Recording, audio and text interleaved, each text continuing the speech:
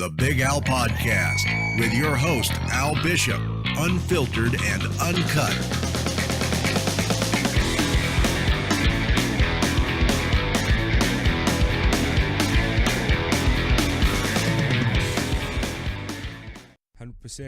Massive welcome to Cameron Pritchard joining us in studio and joining us in Joburg. In fact, for those of you that have been living under a rock, Cameron Pritchard is now fighting out of FFM, and welcome to Joburg and to the show, man. Cool, thanks for having me. Yeah, pleasure, bud.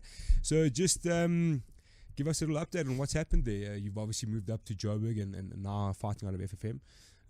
How's that been for you? So far the transition's been good. In all honesty, like, to grow, FFM was the place to be, and Richie and Chef and all the guys have welcomed me with open arms, and the things I'm learning on a daily basis and the level of sparring partners I have, training partners, I feel like the next time I fight in the EFC, everyone's going to be shocked to see the athlete I've become.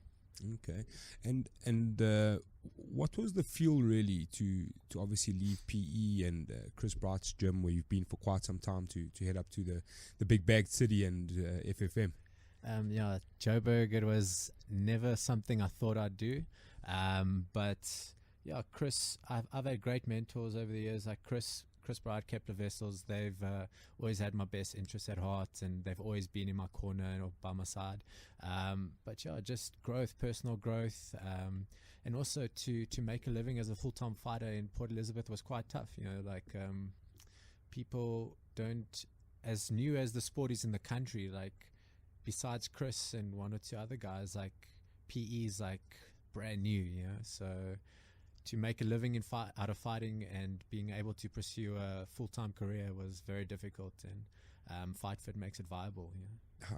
How tough of a decision was it? Obviously, I mean, you and Chris Bright were seemingly quite close. You guys have trained together for a long time. Yeah. I mean, it's evident in your fighting style, you know, where you come from. So I imagine it must have been quite a tough decision. Yes, dude. It's like a divorce, you know, like it really is. Like you're with someone every day for 7 years, and now to go separate ways, you know, it's a big deal. But at the end of the day, I'm hoping Chris sees that it wasn't like a malicious decision or anything bad or anything against him, because I can credit everything that I have up until this point to Chris, you know. So it was just the next step in my career, and I felt like it had to be done. 100%. And we were just speaking briefly now. I mean, obviously there's massive talent coming out of Chris Bright's gym. I mean, there's yourself, there's guys like Lutando Pico on the way up, you know, seriously talented guys, but there's not that many guys for yourself personally to say, like, there's not guys that you can spar with continuously and stuff like that. So that must have been quite tough to get you where you are in your career. Yeah, no, like I had, my main sparring partner was basically Chris. I had Shorty and Sandile. Every once in a while, someone would drop in and we'll have a guy for a day or two. Sure. But it's I got away with a lot of things that I can't get away with now. Yeah, like you're tired, you can almost coast around because you're the bigger guy and stuff like that. Whereas now I'm the small guy. You know, like I go from having Chad one round to Boyd to Pupanga to Dino, you know, Josh, the rest of the guys. So it's like a stacked mat the whole time. Yeah, and the mindset you have to have coming into a sparring day is like the same as a fight, you know. So I feel like mentally already, like my preparation is there, you know. So yeah, it's a blessing, dude. And obviously you mentioned a couple of names there, and there's quite a few names there of guys that you've actually fought with already.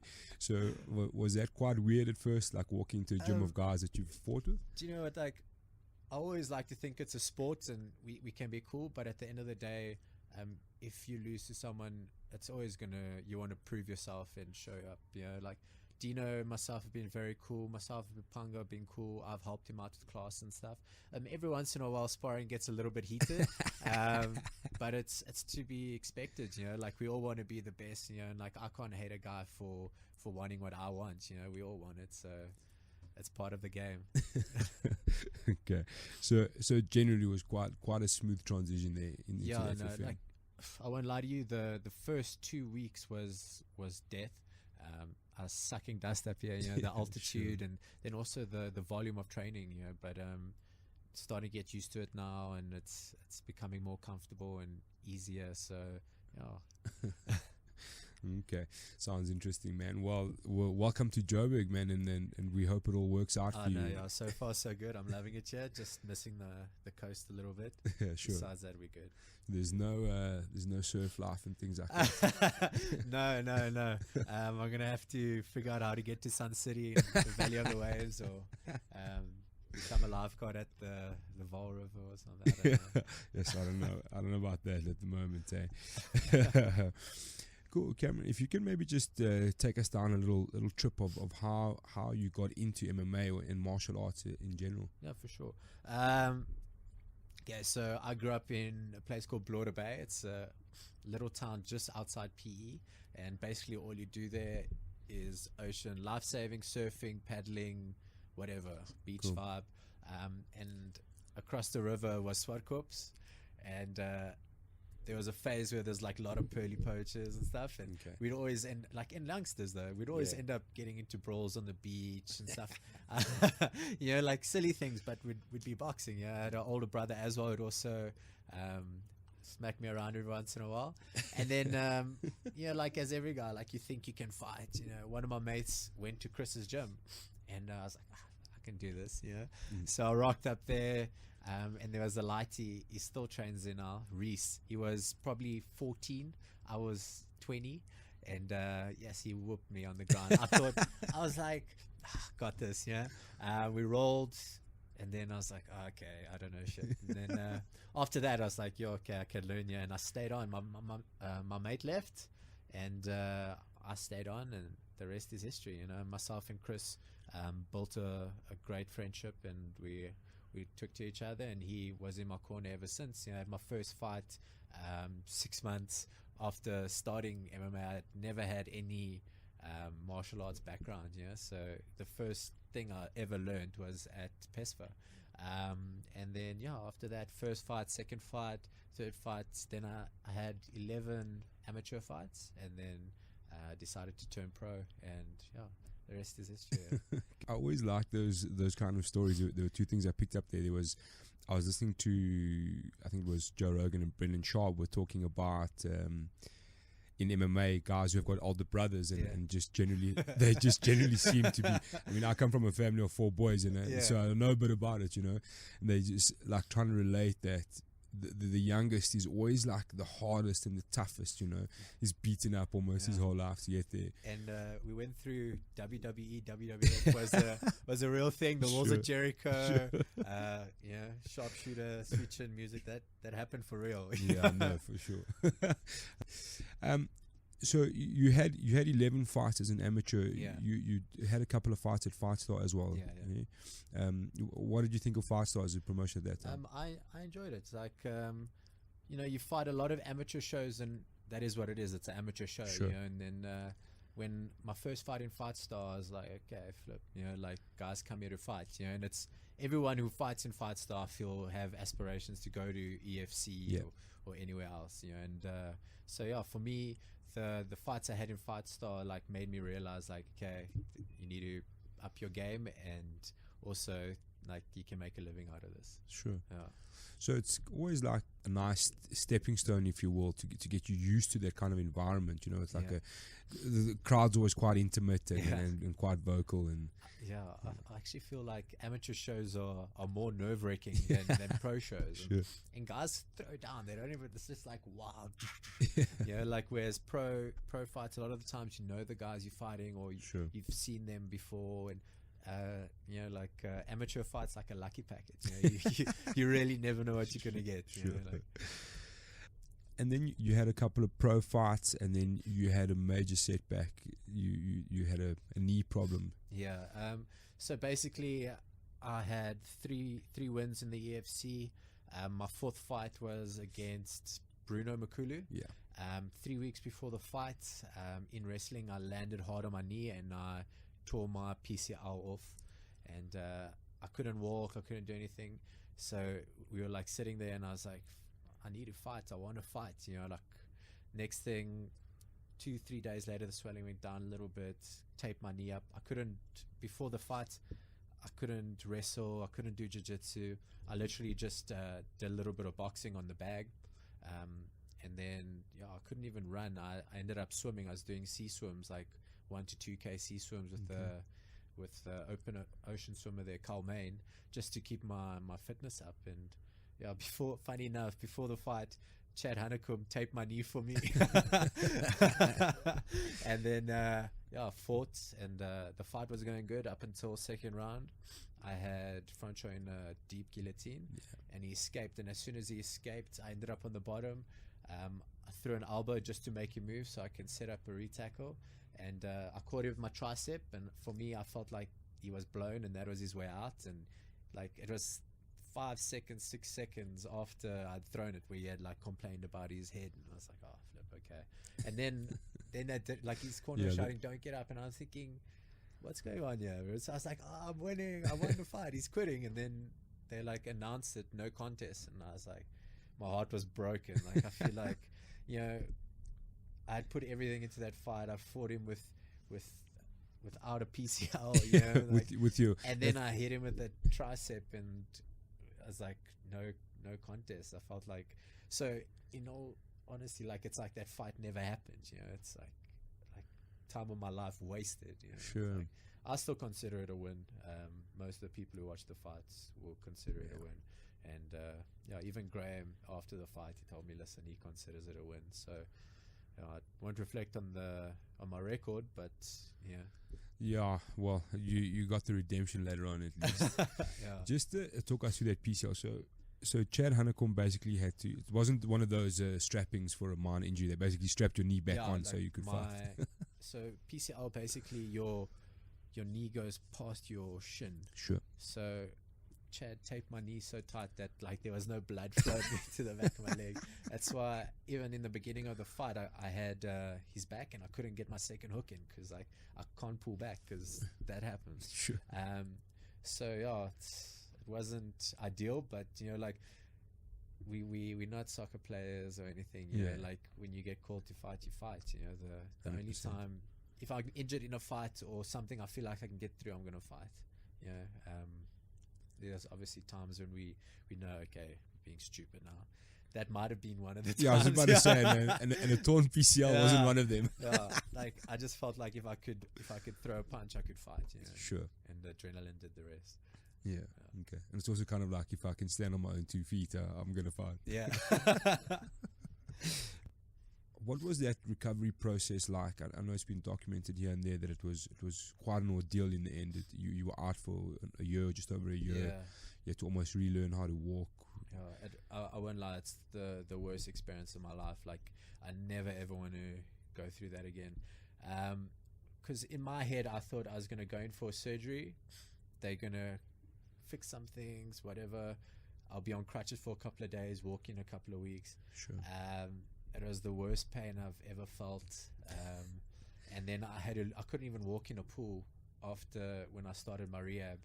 And it was just everything just went wrong because I didn't have gap cover. So I had to pay crazy specialist bills because there's only one guy who could do the surgery for me. And he charged me 10,000 Rand over and above the medical aid. Yeah. Then the physio that they recommended wasn't covered by medical aid, and I didn't know. So I'm racking up the physio because I want to get better, and this guy's loving it as well because he's like making money. And then through miscommunication, I realized medical aid wasn't paying for that. So the That's orthopedic and everything, it was just like money. And at the end of the day, I wasn't able to train. I wasn't able to even do privates or coach or anything. So I was stuffed, couldn't make money. And like for the first half of that year, I was like basically a hobo. Like I'd have to choose, am I going to buy a head of broccoli or am I going to put some petrol in my car? And I'm like, luckily for the first bit, I couldn't drive, so it saved a bit there, but it was the worst ordeal ever. And then,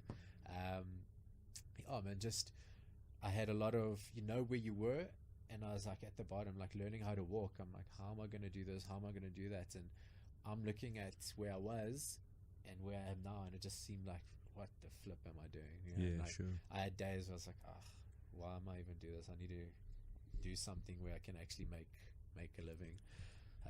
And then I started walking, started running, started wrestling, and on the day I wrestled, I was like, I want to fight. And then I came back 3 months before I was actually supposed to even start proper training. So I'd had a fight before I was even supposed to start MMA training. So not the wisest thing either, but I felt it had to be done, and it went smoothly. Yeah, sure. I suppose it's also like, I mean, any athlete will say that it's the hardest part is just sitting on the sideline. And It's terrible, because also you're sitting there and you're even seeing amateurs, and you're like, oh man, this guy will probably whoop me now. And it's like you see them going forward, and you on a stationary bicycle going nowhere. So that was terrible. Yeah, geez, man. Well, it's overnight, at least. Back in the game. So from there, it was your very next fight. From there, was that straight back to Dino Baggetti? Yeah. Because there was talk of you coming straight and fighting back at the title. Yeah. Which, in all honesty, was a little bit of madness. But flip. That was also, we were talking about it, and they're like, Drickus, and I was like, okay, like it's, you don't look a gift horse in the mouth. Sure. And then I don't know what happened, but I got an offer of Dino, and we're like, cool. Dino's a great fighter. He's a good name. He's been a champ. Like, if I could get through Dino, I feel like I've earned my spot. And when EFC launched or advertised that fight, they said, if I beat Dino, I'll get a shot at the belt. So it's never been anything that I've asked for or like hunted. It's like, Sure. I want the belt, it was offered to me, and I wanted it. So after Dino, I also got called out by Drickus, but it's like I had a medical suspension, and then at the same time, it's like a couple of weeks. If you're fighting the biggest fight of your career, you want to at least put in a full camp. That was a question coming up, was just to kind of get your side. Obviously, I mean, in those situations, it's quite weird, and I don't know if it's something unique to MMA or to sport in general. I think it's the communication barrier is quite weird, because there's so many stories and there's so many agendas, and there's so many different like angles. So obviously now, when Drickus was without a fight, you were one of the names that got popped up, and there was a lot of names being thrown around, and guys cancelling or opting not to fight, and Drickus saying, no, not him, I'd rather fight him. I mean, it's one of those weird situations for a guy like yourself, because it's obviously what you're waiting for, and it's obviously what you're working towards, but it's not the ideal situation. And then there's two schools of thoughts. So the purists, let's say MMA purists, will be like, you always take a fight. You never say no to any fight, especially not a title fight. But then there's another school of thought that says, if you're looking to become a champion and prolong your career, you want the best opportunity to fight. You want, like you said, have a full camp and stuff like that. So it was a weird one, and it's quite interesting to hear your side, how that all played out. I was like a little bit annoyed when I got called out, because he knew that I wasn't able to fight him. And then to be called out like that, it pissed me off, because then it's like, oh, am I scared to fight him now? Because that's basically what it came down to. And then I felt, we in the sport, we're all trying to, the more hype you make, the more you get paid, type of thing. So I figured maybe that's it. But at the same time, it put like a distaste in my mouth towards him. I was like, because I won't lie, I got a lot of respect for him, and even his brother. He's tough, and he works hard, and he's an athlete. He's embracing the sport, and he's doing what a lot of guys want to do. But that pissed me off a little bit. Yeah, sure. But in Drickus's defense, I think he's one of those guys. He's very much, will take a fight against Mike Tyson in a back alley tomorrow if he has to. You know what I mean? I think that's the way he sees it, and he, like, in his mind, there's no excuse. You know what I mean? But like, I mean, obviously, for me, automatically, I'm not taking that fight. You know what I mean? This is a seriously good fighter. You know what I mean? And if I want that opportunity, I want it to be fresh. You know what I mean? Sure. I think if we've learned anything in MMA, it's sometimes to jump at a fight is not the best thing. and to be a little bit more educated on how you do things, especially in the modern day, because especially for a guy like yourself who's riding a, geez, what is it now, 9, 10, whatever it is, fight streak that you haven't lost, you know what I mean? Yeah. So you've got to think about that for your career, and which made sense to me, but obviously it's like you said. Yeah, like and you know, for me personally as well, I want to be that guy. I'm like, come, let's go. You know? Sure. But I'm trying to be a little bit wiser and not think with my heart, and Sure. actually, because you want like longevity in the sport. You know, like if I stuff this opportunity, I have to start right back at square one and work my way up. So I'm not just gonna jump in there eyes closed. You know, like when I fight him, I'm gonna be his toughest opponent. You know, like I'm not gonna be just another guy, just a fight. That's the fight. You know, like people can say what they want. You know, like I don't know what's going on with Fadipe. He's got his own thing going, but I think he's good. But I think Drickus is the guy to beat. You know. Sure. It was quite interesting. I asked Graham Cartmel about it with the situation on Fadipe. Obviously, he's a bit of a dark horse because we never really know if he's going to come through. And unfortunately for him, he's made that stigma around himself. You know, and I don't want to lie to you, but I think it was kind of a feeling like, no, Fadipe will be here, but just in case, we're hoping that Cam Pritchard stays ready. You know what I mean? Which is also, it's a strange thing. You know what I mean? Like it's.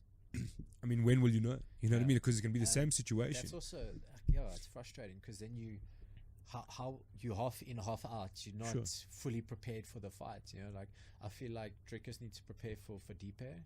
If he doesn't come, I don't know. But for me personally, Graham has chatted to me a little bit, but I'm going to be in Greece the day before the fight. So for a family wedding, and that's been planned a year in advance. So unfortunately, it's not just something that I can be like, oh guys, I'm not going to come to your wedding. Just in case. Yeah, which is also, as a professional athlete, not great to be like, oh, I'm not going to be here. You know, like you want to be accountable. You want to be that guy. Like, no, I'm ready. You know, like, but trying to use my brain and not my heart. So we'll see what happens after this. Yeah, no, it's a hard thing to stay ready for something that might not happen. You know what I mean? At the same time, because it's. I mean, like we say, I mean, Drickus du Plessis, in all honesty, is no joke. You know what I mean? It's not a kind of fight you can just take on 2 weeks' notice for a title. You know, so I guess we hope that Fadipe arrives. Then what's your thought in general? Let's say 100%, we can say to ourselves now, Fadipe will be here, they will fight. What is in it for you? Where do you lie? Are you looking at another fight reasonably soon? Are you trying to get another fight? So there's a couple of things that I'm playing with. So one is I'd like to fight in July, because then it's given me time. I'm back from Greece. It's given me time to settle in with my new camp, learn the ways, get fit, put in a proper camp. And then the second thing is there's also October in Port Elizabeth, which I think is going to be amazing, because if Sun City is anything to go by, you know, PE will be a smaller, more intimate event. And for me, you know, like hometown, everyone in PE will be like screaming for me, and it's to actually give the PE people what they want, you know, whereas they've seen a lot of small amateur shows where they haven't got the real taste for what it's about. You know, like I think minds will be blown when the guys actually see what the EFC is about, and they can actually sit in the. I'm pretty sure it's going to be at the Boardwalk Convention Center. Yeah, that's probably like 3,000-4,000 people. You know, and I can guarantee you there won't be a spare seat. Yeah, and that'll be insane. So that's another thing I'm looking towards. But I'm going to chat to obviously my coaches and see what their thought is. And but yeah, July would be awesome. Okay. And then also, obviously I'd like either the winner of Drickus or Fadipe, but you know what? Like I've never asked for a fighter. They've said, okay, you're fighting X. So I was like, okay, I'm fighting X. You know, like you don't want to be that guy saying, I want this guy, or else I'm not fighting. You know, you fight who they give you. You know? And with that in mind, what would be your hypothetical, like, perfect situation? Is there somebody in mind that you would like to fight in the interim? Truthfully, like I haven't looked at a lot of the guys, because a lot of guys are up and down, and there's a guy you watch and you're like, okay, yo, that's the guy, and then he loses, and it's like, to fight a guy off a loss is like, sucks a little bit. But for me, obviously I see Sean DeLange called me out at the last EFC, and I think he's a good fighter. He's obviously one of the next up and coming guys in that division. He's been out for a while, and he had a good fight against Dino. But yeah, maybe Sean, and then we'll see from there. I know you're not going to get many complaints about that fight. I promise you. Yeah, no. If that was a scrapper, I enjoyed it. Yeah, and he's a tough kid, and I think stylistically it makes for a great fight. Yeah, you know what I mean? so Because he's very much the kind of guy who's just going to stand and take whatever you give him. You know. Like when I was watching Dino hit him with hard shots. I feel like Dino outstruck him. Yeah. But he took it. And no complaints, nothing. He came forward. Sure. And that's fighting. That's awesome. Sure. And he does actually have a pretty decent ground game, which I think makes things interesting. You know what I mean? The guys like that, you forget about the ground game completely. You're so used to seeing him standing and taking him like, striker, grappler, the striker's going to hit him and the grappler's going to put him on his back, and that's it. Sure. It's like, when in actual fact, you have a guy who can actually roll and, like you hit each other, you go to the ground, you hit each other, tap each other, whatever. It's a fight. Sure. Obviously, your record statistics and your fight style speak to a very certain style, Damian Maia-esque, if you will, for the EFC.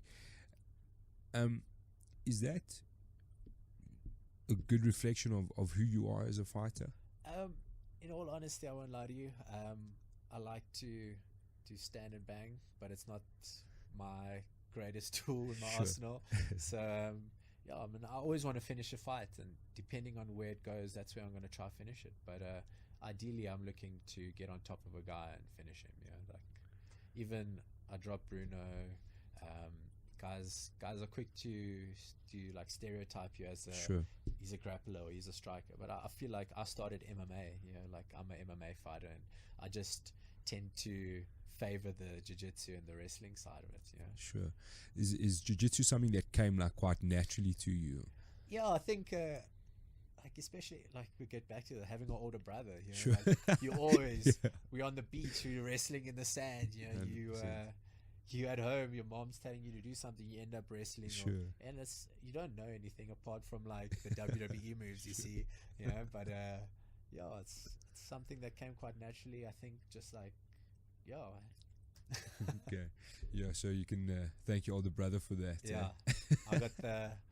I got the last say now though. You think anyway? I hope so.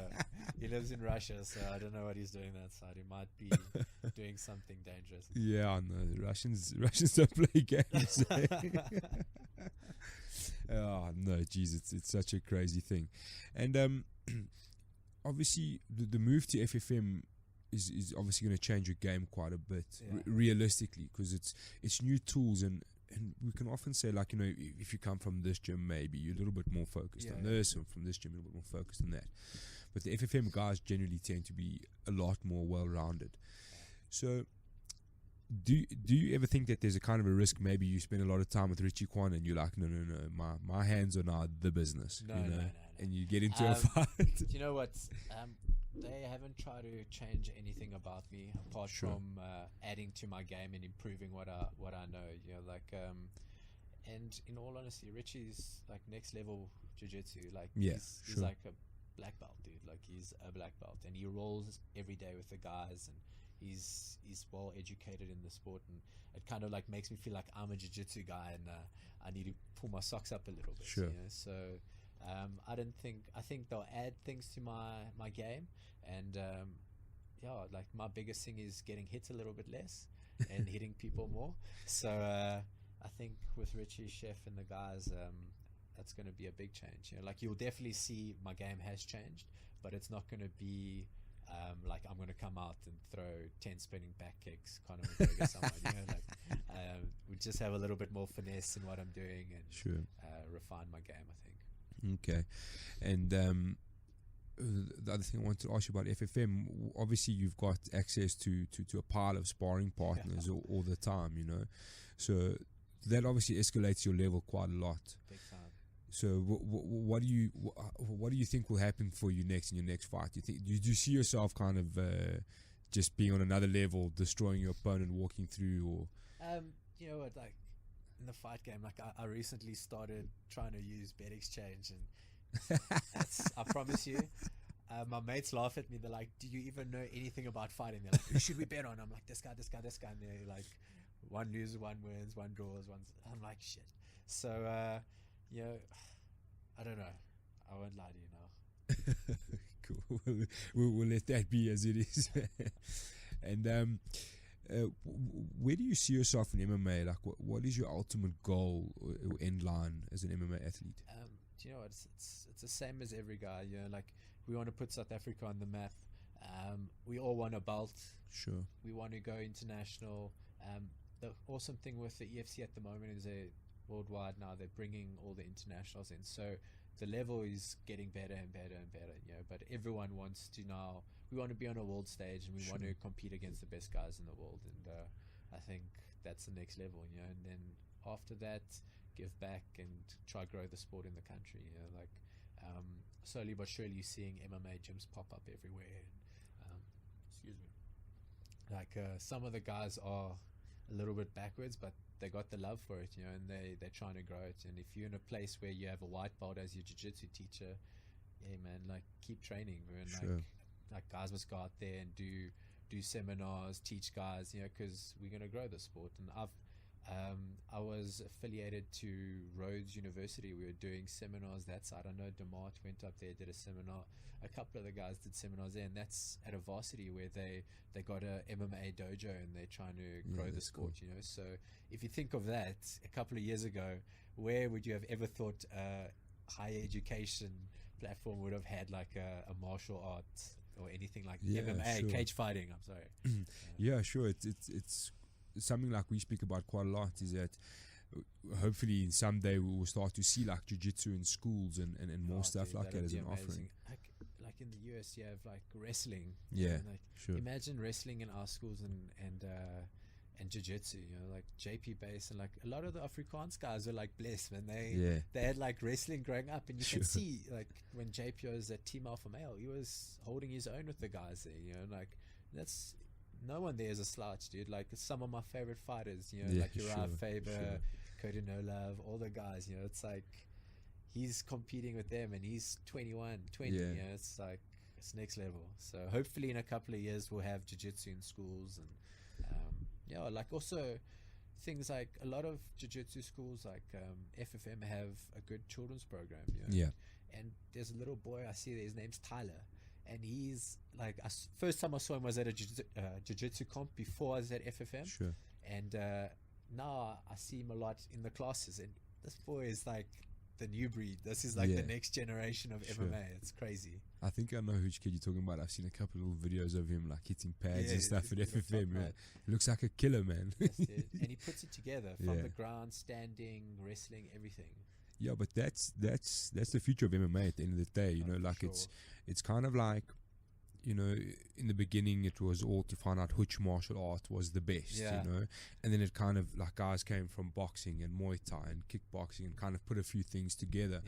And obviously now we're heading into the generation where guys are strictly arriving at MMA, you know, and studying and learning and competing in MMA. For me, like the first guy like that was Rory McDonald, you know, like, because everyone's always like, oh, he's a boxer, watch out, you know, and Rory McDonald just put it all together, and I was like, hey.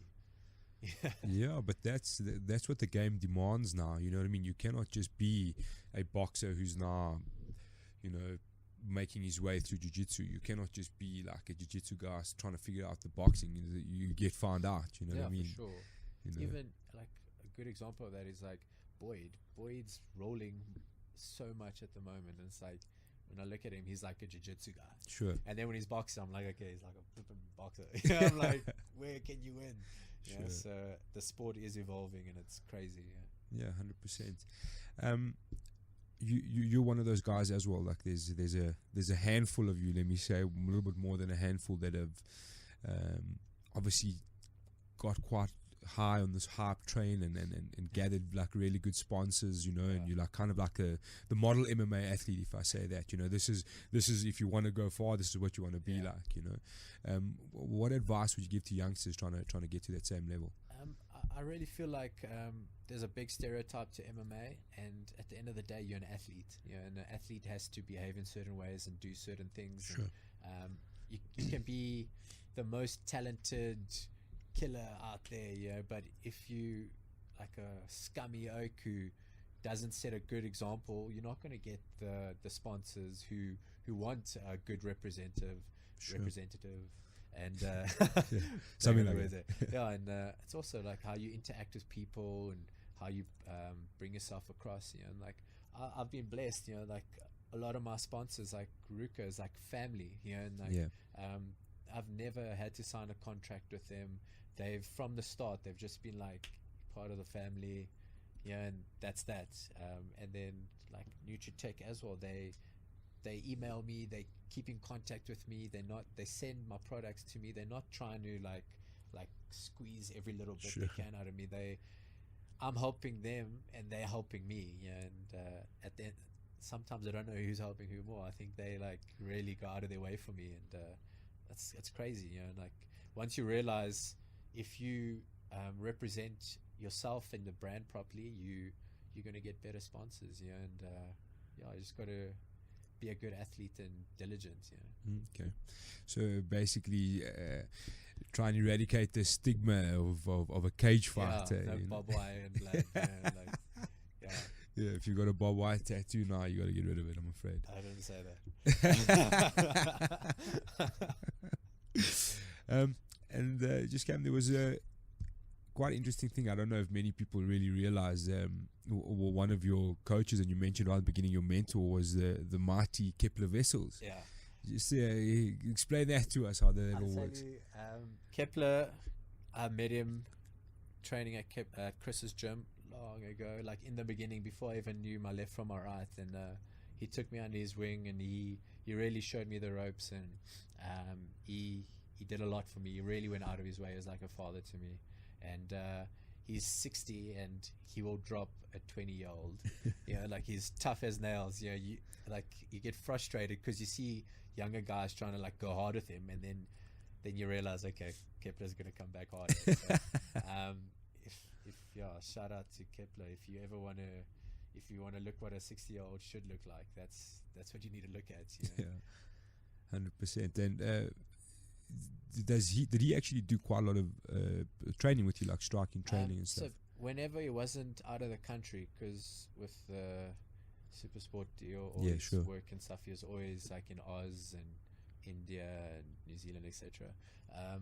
But when he'll be there every morning, he's I won't lie to you, he's the first guy in the gym. He's warming up while the guys are still dawdling and stuff, and he like actually they made a thing where you have to come an extra half an hour early to warm up because he's already warmed up and going, and the guys are still like on their phones and stuff. So yes dude, like next level guy. That's very cool, man. And one last hypothetical question for you. You mentioned obviously EFC going to PE for the first time ever. They're hitting the road and going around, which I think is brilliant. Hypothetically, what would be the best fight for you personally? Obviously, it's an emotional pick because it's obviously your hometown. Do you know what? For me to have a belt in PE, whether I be defending it or fighting for it, would be the ideal situation. Like, to be a champ out of PE, I think it will hit home, and a lot of the guys there will realize, like, it doesn't really matter where you're from, and like PE is an awesome place. And in a couple of years, I think it's like the MMA level is going to be through the roof. It's not that the level's not good, it's just lack of training partners. Sure. That's it. Sure. Besides that, the training's good. The guys are good. Everyone works hard there. Obviously the beach is a little bit distracting, but besides that, guys work. Okay, so a little title fight in PE for the PE homeboy is the ideal situation. Well, man, we hope that works out for you, and then we wish you all the best, and hopefully we see you fighting soon, man. Yeah, definitely. It's been a bit of a long time. And welcome to Joburg again, man. Thanks very much for your time, and we wish to see you soon, man. Thank you so much. All the pleasure, man. And we're out. Ciao.